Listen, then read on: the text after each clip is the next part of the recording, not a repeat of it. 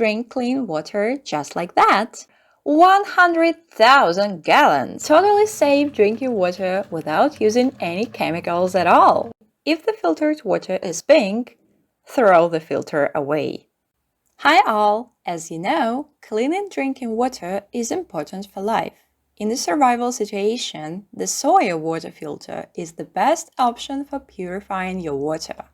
It's the best because it's lightweight, versatile, durable, and extremely effective. But before we can start talking about it, let's make sure you have a genuine Sawyer filter. I accidentally bought this fake one online. Can you tell that it's not real like this one? Let's look closer. Luckily, it's not that hard to know you got a fake, because it probably will come in a plain box that doesn't have any of this Sawyer branding like the real one. The straw doesn't look like the real one. The plunger doesn't look like the Sawyer one. And the bag doesn't look like the original. Also, it came with these short instructions that are poorly translated broken English. The real thing, everything is written on the box. Looking at the filter itself, while shockingly similar to this genuine filter I have here, you can see the seal around the inlet is different. The drinking cap is different, and the small plastic flow arrow is different. And the fake one is bigger. Now, let's take a closer look what comes with a genuine Sawyer Mini filter. The filter with drinking cap, syringe for back flushing, the 6mm straw, and 16-oz Sawyer bag. The Mini offers you the ability to filter your water 4 different ways. First, attach to a plastic water bottle. This is really easy because you can just use any old water bottle, fill it with contaminated lake or river water, screw the Sawyer filter onto the top of it, and then just squeeze the bottle to get clean water right into your mouth or squeeze it into a glass or bottle. Second, with the Sawyer bag. The same idea as using a water bottle, the bag attaches the same way. However, if you plan to use bags, buy extra because the filter will last much longer than the bags. Third, like a straw. Just attach the included straw to the filter, put the other end of the filter into the river, lake, or puddle, and you can drink clean water just like that. Fourth, you can create a gravity feed system. Step 1. Get a container to collect water from a river or lake. Ideally, it has a valve and a nipple that you can attach to a hose. Sawyer even sells bladders for this, but they're very expensive. Step 2. Put a piece of cloth or cotton balls at the outlet of your initial tank. This will prevent all the bigger stuff from clogging up your Sawyer filter. The Sawyer Mini is so small, if you don't do this, it will get clogged really fast and you'll have to take it off and backwash it often. Step 3. Buy 2 meters of plastic tubing with an inner diameter of 6mm and attach it to your dirty water container. You can cut the hose shorter if you don't want your container 2 meters high.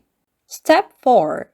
Attach the other end of the hose to your Sawyer filter. Be sure you install with the arrow pointed in the right direction for the flow of water. Step 5. Open the cap and put the filter above a clean container to store your clean drinking water.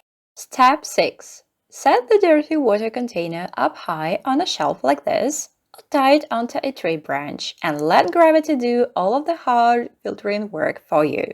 Come back later and you will have totally safe drinking water without using any chemicals at all. Filter periodically requires backflushing to keep it operating at full capacity, since all of that nasty dirt and bacteria are trapped inside the filter until you backflush it. It's recommended to do this away from your water source. First, fill the cleaning plunger with clean water that you have already filtered. Next, press it against the drinking side of the filter. Then, as forcefully as possible, press the plunger down so the clean water goes backwards through the filter fibers. Repeat this process several times until the water comes through clear and easily. Another way to clean the squeeze filter is with the cleaning coupling. You can watch how to do this in the video linked in the description. That video also shows some backwash troubleshooting steps, such as soaking the filter in 140° Fahrenheit water for 2 hours to loosen sediment, or soaking the filter in vinegar for 30 minutes to dissolve minerals. These soaking steps are often necessary after storing a used filter to restore flow rate, since sediment and minerals have hardened inside the small pores. Now I'll give you some storage tips. After backwashing several times, then fill a half-gallon bladder with water and add a small cap full of bleach. Then, run the bleach water through the filter.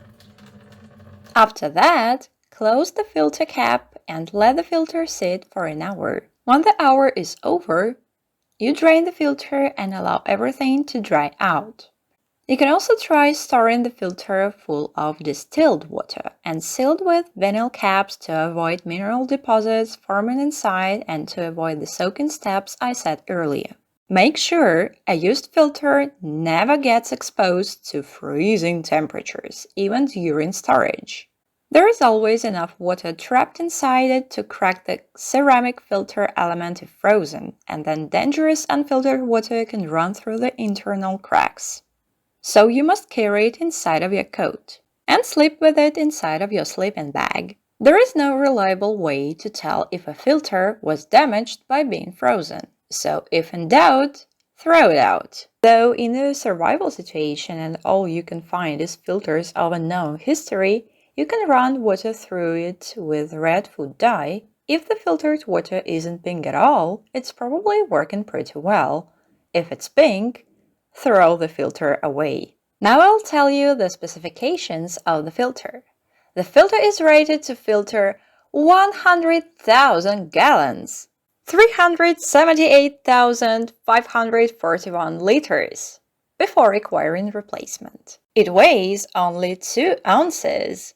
It uses a hollow fiber membrane that filters out anything bigger than 0.1 micron. That's 100 times smaller than a bacteria cell. It removes 99.9999% of bacteria, including Salmonella, cholera, and E. coli, and removes all protozoa, including Giardia and Cryptosporidium.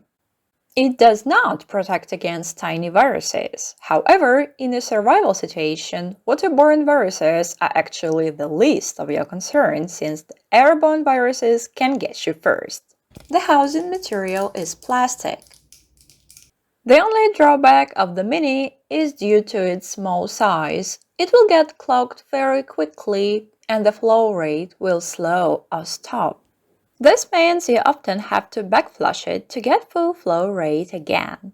If you want to minimize the messy task of backwashing, then you should buy the larger, more expensive Sawyer squeeze filter. Due to its bigger size, it takes longer to get clogged. You can also avoid backflushing so often by first running your water through a sand or cloth pre-filter. Someday I'll make a video showing how to construct one. So, go watch the rest of my videos if you want to be ready for anything. Bye bye!